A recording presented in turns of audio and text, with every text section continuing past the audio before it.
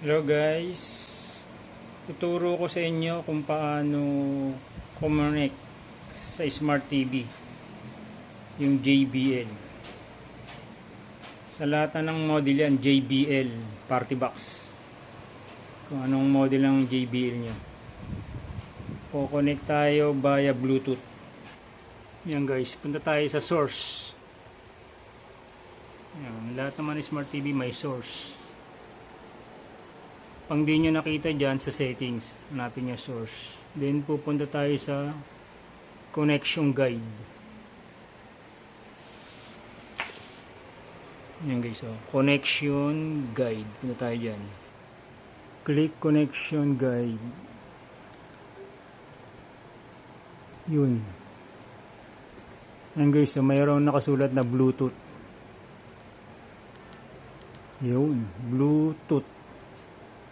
Then, okay. Then, ito yung guys yung click nyo. Just one click. Kinilik ko na eh. Yan, then magpe-pairing yan. Magpe-pairing yan dun sa ano nyo, Smart TV.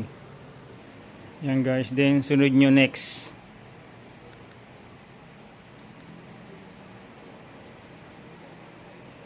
Then, may nakalagay na set up now. Click.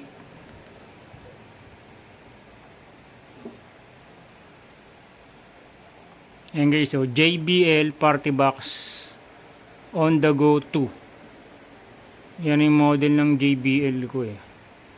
So depende sa model yan. Then connected na ako eh. Then click nyo lang JBL Party Box yan. Yun. Ngayon may nakalagay disconnected, post connected, refresh, close. Yan guys, papansin nyo nakakonect na yan. So i-close ko lang. Yan guys, nakakonect na. Who is this?